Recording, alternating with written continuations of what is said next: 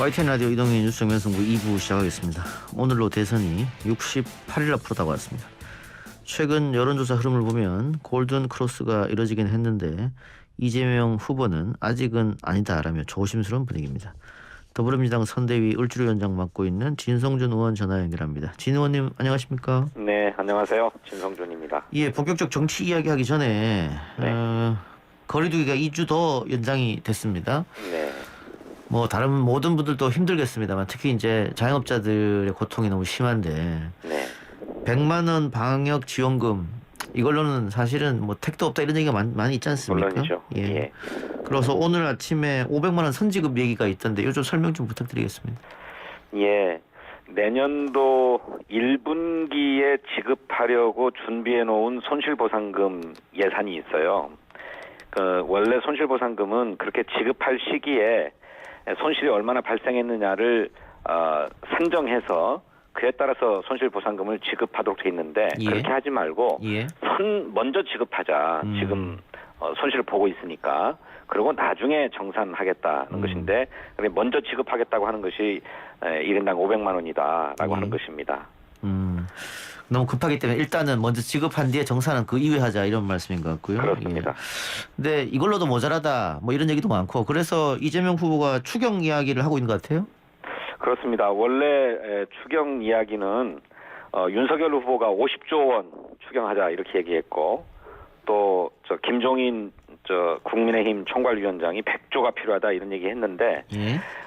좋다는 것입니다. 지금 정말로 필요한 것이기 때문에 지금 당장이라도 추경을 편성해서 지원에 착수하자는 것이 이재명 후보의 입장인데 예.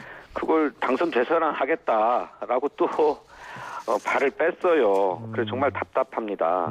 그래서 저는 을지로위원장을 맡고 있는데 을지로위원회가 중심이 돼가지고 100조 원 규모의 추경을 신속하게 편성해서 국회에 제출할 것을 촉구하는 대정부 결의안을 지금 준비 중입니다. 예. 내년 새해 첫 결의안으로 발의할 생각입니다. 뭐 여야 협의도 당연히 중요하겠습니다만 당정청 협의도 중요하지 않겠습니까?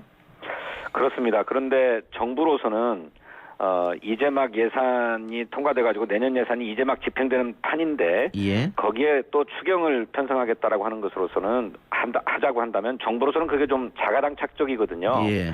그러니 아무래도 좀 소극적입니다. 뭐 그런 논리뿐만 아니라 뭐 재원 마련도 이번에는 그 세계 잉여금이 얼마나 될지 모르기 때문에 국채를 발행해야 되는데 따라서 재정 당국으로서는 대단히 소극적일 수밖에 없어요. 그래서 여야가 정치적으로 먼저 합의하고 그 합의를 바탕으로 정부에 촉구하는 것이 바른 순서일 것 같거든요.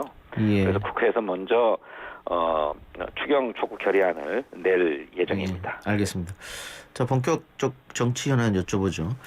자, 이제 오늘이 2021년 마지막 날이고 내년 1월 한 달이 대통령 선거에서 가장 중요한 달이 아니냐. 1월 한 달 지나면 이제 또 바로 명절이 있기 때문에 네. 그래서 1월 말까지의 어떤 여론이 승패를 좌우할 수 있을 것이다. 이런 얘기가 많은데 최근 들어서 윤석열 후보 지지율이 하락, 이재명 후보 지지율이 상승하면서 전화면접 조사는 물론이고 ARS 조사에서도 앞서는 게 나오고 있다.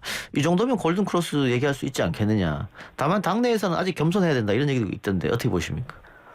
예, 뭐 그 지지율이 역전된 것으로 보면 골든크로스라고도 할 수 있겠습니다만 예. 그 내용을 보면 이재명 후보의 지지율 상승보다 윤석열 후보의 지지율 하락이 훨씬 더 큽니다. 예. 이제 그런 결과로 나온 것이기 때문에 정말 희망적인 의미의 골든크로스라기보다 데드크로스다 이렇게 이제 이재명 후보도 평가했습니다.만 어쨌든 연말까지 지지율 상의 타이 동률을 이루고 새해부터는 좀 본격적인 역전을 이룩해보자라고 하는 것이 저희 당의 전략적인 목표였는데 1단계가 달성되어 가고 있는 것 같습니다. 하지만은 이것이 확정적 추세이거나 또 격차가 확 벌어졌다고 보기는 어렵기 때문에 뭐 낙관하거나 안심하고 방심해서는 안 된다 이렇게 생각합니다. 알겠습니다. 자, 그런데 이 국민의힘에서 공수처가 고발사주 의혹 수사 중에 한 통신자료 조회에 관련해 불법 대선 개입이다. 윤 후보는 독재 시절에 했을 법한 미친 짓이라는 강한 표현까지 썼고요. 그러면서 안철수 후보조차도 김진욱 공수처장에 대해서 이야기를 하고 본인이 대통령 되면 공수처를 없애겠다 이런 이야기까지 하고 있는 실정인데요. 어떻게 보고 계시는지요? 굉장히 자가당착적인 주장입니다. 윤석열 검찰총장 시절에 그 통신 자료 조회가 282만 건이나 있었습니다. 예. 그러면 자신이 한 것은 공정한 수사이고 뭐 그런 것인가요? 그렇게 따지면 135건 한 공수처가 해체돼야 되고 폐지돼야 될 거라면 검찰은 어떻게 해야 되겠습니까? 예. 좀 정확하게 알아야 되는데 예. 이 통신 조회라고 하는 것은 그 범죄 혐의자의 통신 기록에 나타난 전화번호, 이 전화번호의 가입자가 누군가를 확인하는 것입니다. 예. 아주 기본적인 가입자 정보를 조회하는 거거든요. 예. 근데 그것을 사찰이라고 주장해서는 말이 안 맞는 거죠. 만일 특정인을 먼저 꼽아가지고 그의 통신 내역이나 뭐 개인 정보를 파악하려고 했다면 사찰의 혐의를 둘 수 있을 것입니다. 근데 그게 아니고 범죄 혐의자의 통화 내역을 조사해 보니 전화기에 연락처가 다 저장돼 있다면 모르겠지만 전화번호만 뜨는 게 있을 것 아니겠어요. 예. 이 전화번호가 누구인지는 알아야 수사가 될 것 아니겠습니까? 예. 그 가입자, 전화번호의 가입자 정보를 조회한 것이 135건이라고 하는 거고 거기에 공수처가 수사하고 있는 사건들이 주로 윤석열 후보의 뭐 고발사주 의혹 사건이라든지 뭐 이런 것이기 때문에 야당 의원들이 다수가 포함되어 있었던 것 같아요. 그래서 그게 나온 것인데 그걸 사찰이라고 주장하고 불법이라고 주장하니까 정말 어이가 없습니다. 예. 그러니까 어떤 대상을 특정해서 그 사람의 통신 자료를 조회하고 누구랑 통화를 했고 어디서 뭐 IP가 들어갔고 이런 걸 다 봐야 사찰을 할 수 있는데 네. 단순히 가입 정보 이 정도 가지고는 뭐 이게 사찰을 할 수 없다 이 말씀이고. 물론입니다. 예, 아까 말씀하신 대로 윤석열 검찰총장 시절에도 200만 건 이상 했다. 282만 건. 예. 예. 그러면은 뭐 이게 관행처럼 해온 건데 네. 뭐 차제에 그러면은 뭐 제도 개선이라든가 이런 이야기를 할 수도 있을 것 같은데 다만. 그건 필요하다고 생각해요. 예. 그냥 수사상의 필요가 있다고 해서 구두로 요청해도 또 서면으로 요청해도 다 그 통신 자료는 제공하도록 되어 있는데 예. 이것도 법원의 영장을 발부받아서 하도록 해야 되지 않느냐. 그것이 국민의 기본권이나 통신의 자유를 보장하기 위한 적극적인 조치다라고 예. 하는 것이 있기 때문에 그렇게 개정해 가야 된다 생각합니다. 그러니까 뭐 이제 국정원은 그런 행동을 하지 않으니까 네. 이제 기존 수사기관에서 관행적으로 한 것도 뭐 인권 문제도 있고 하니까 좀 국회에서 고칠 필요가 있겠다. 이거는 뭐 지금 그렇다면 여야가 충분히 합의해서 제도 개선 할 수 있을 것 같은데요? 그렇습니다. 얼마든지 할 수 있는 일인데 웃기는 거는 그런 논의가 국회에서 진 적이 있었습니다만 당시에 국민의힘은 그 정상적인 수사인데 그걸 그렇게 엄격하게 해놓으면 어떻게 수사를 하란 말이냐 그러면서 막 법안 처리를 반대했었어요. 예, 알겠습니다. 자, 윤석열 후보가 그 국민의힘의 텃밭이라고 할 수 있는 대구 경북을 찾아서 여러 가지 발언을 했는데 그 발언 수위가 상당히 높았습니다. 그래서 뭐 지지층 결집을 위한 것인가 뭐 이런 분석도 나왔는데 의원님은 어떻게 보고 계셨습니까? 글쎄 그냥 단순히 발언 수위가 높은 정도가 아니라 거의 막말이었죠. 예. 뭐 말씀하신 대로 보수 유권자들의 지지를 좀 결집시켜 보려고 하는 계산에서 나온 것이겠습니다만 특히 보수의 본산이라고 할 수 있는 TK에서 지금 후보 교체 여론이 가장 높다는 거예요. 예. 그러니 윤석열 후보로서는 상당히 초조했을 거고 그 지지 기반마저 잃으면 이제 아무것도 남는 게 없다라고 생각했기 때문에 예. 반문 정서를 자극하기 위해서 그야말로 막말에 가까운 거친 발언을 했던 것인데 오히려 이것 때문에 역풍이 불 것 같습니다. 중도표를 잃을 수도 있겠다. 중도표도 그렇고 예. 세상에 대통령이 되겠다는 사람의 입에서 최소한의 품격이나 예의 같은 걸 찾아볼 수 없는 발언이 나오는데 그런 거친 막말을 지지할 국민이 어디 있겠습니까? 대통령의 품격이 곧 나라의 품격 아니겠습니까? 예. 자격 미달도 한참 미달인 이런 발언을 가지고 지지할 국민은 없다. 그게 설령 보수 유권자라 하더라도 그렇게 생각합니다. 근데 뭐 여러 가지 기사를 제가 분석해 보니까 뭐 국민의힘 내홍 문제도 그렇고 또 윤 후보가 TK 가서 이렇게 강성 발언을 한 것도 그렇고 토론을 거부하는 모양새도 그렇고 민주당한테 나쁠 건 없다 이런 이야기도 당내에서 분석하고 있다던데요? 당연히 윤석열 후보가 그런 발언을 하는 것에 지지할 국민이 없으니 저희 당으로서는 나쁠 게 없지요. 하지만 우리 국민과 국가를 생각한다면 아니 1, 2위를 다투는 대통령 후보가 그런 막말이나 해대는 게 정말 바람직한 일이겠습니까? 토론 문제는 어떻습니까? 국민의힘 윤석열 후보가 계속 토론을 거부하면 뭐 방법은 없는 건 아니겠어요? 글쎄요, 그 법정 토론 3번밖에 못 하게 되는데 그게 박근혜 후보도 2012년 대선 때 꼭 그렇게 했지요. 예. 그런데 이 윤석열 후보의 어떤 토론 회피의 이유로 되고 있는 얘기가 너무나 궁색하고 이유라고도 할 수가 없어요. 뭐 텔레비전 토론을 하면 싸움만 하기 때문에 할 필요가 없다. 또 무슨 뭐 확정적 중범죄자랑은 토론 못 하겠다. 또 이재명 후보의 입장이 너무 자주 바뀌어서 못 하겠다. 아니 그거를 TV 토론에서 왜 그렇게 입장이 자꾸 바뀌는 거냐고 질문하고 따지면 되는 것 아니겠습니까?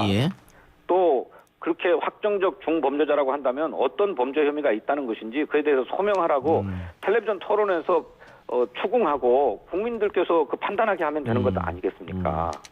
그러니까 전혀 이유라고 할 수 없는 얘기를 들어서 텔레비전 토론을 회피하고 있는데 그건 본인의 어떤 나라를 운영하는 데 필요한 어떤 식견이나 실력이 부족한 것이 곧바로 드러나고 이재명 후보와 그런 것이 비교되는 것이 두려워서 피하려고 하는 것이다 이렇게 생각합니다. 이건 어떻습니까? 지금 국민의힘에서 공식적인 제안은 아닌 것 같은데 일단 언론을 통해서 나온 것은 대장동 이슈만 가지고 토론하자 1대1.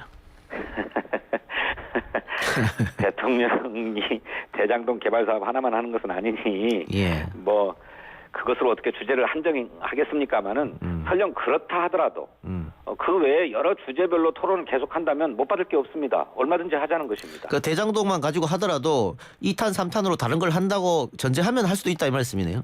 그렇죠. 어떻게 대장동만 갖고 토론을 합니까? 대통령이 대장동 개발 사업하는 사람입니까? 네, 다른 것들도 다 하자고 그러면 얼마든지 해야 되겠다 이렇게 생각합니다.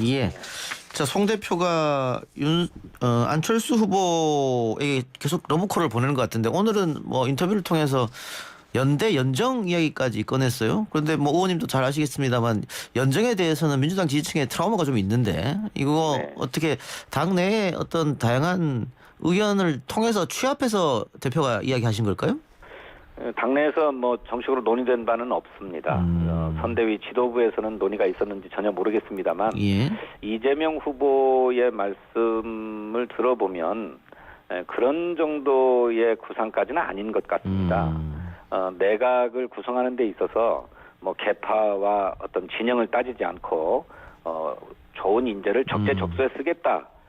그런 점에 있어서는 협치 내각이라고 할 수도 있겠고 통합정부라고도 할 수 있겠다는 표현을 쓰셨는데 그것이 특정 정치 세력이나 특정 정치인을 염두에 둔 연정이라거나 연합이라거나 이런 걸 염두에 둔 말씀은 아닌 것으로 그렇게 알고 있습니다. 윤석열 후보 지지율이 많이 떨어지면서 안철수 후보가 뭐 소위 말하는 반사 이익을 얻는다고 할까요? 최근에 지지율이 좀 올랐는데 이 현상은 어떻게 보십니까? 나중에 두 사람 간의 단일화가 있을 거라고 예상하십니까? 단일화가 쉽지는 않은 일입니다. 그런데 윤석열 후보도 그렇게 지지율이 막 빠져가지고 안철수 후보와의 단일화가 아니고서는 뭐 해볼 도리가 없다면 최후의 수단으로 선택할 수 있겠죠. 또 안철수 후보 입장에서도 지금 상황에서 그런 단일화 같은 것들을 모색하지 않으면 그냥 3위 내지는 4위 후보로 전락하고 말 것 아니겠습니까? 그렇다면 뭐 최후의 승부수를 던져본다는 차원에서 단일화를 모색해볼 수 있다고는 생각합니다만 그 경우에도 윤석열이나 안철수 후보가 서로 지지율이 팽팽해서 승부를 장담하기 어려운 정도가 돼야 두 후보가 결단할 수 있다고 생각합니다. 구도상으로는 안철수 후보가 끝까지 완주하는 게 민주당으로서는 낫지 않을까요? 구도상으로는 다자구도가 낫긴 할 것입니다. 뭐 저희들이 희망하는 것은 아니고 저희들 희망대로 되는 건 아닌데 그분들 입장에서 보면 그럴 것이다 라고 생각하는 거죠. 알겠습니다. 의원님 오늘 말씀 고맙습니다. 네. 지금까지 더불어민주당 진성준 의원이었습니다.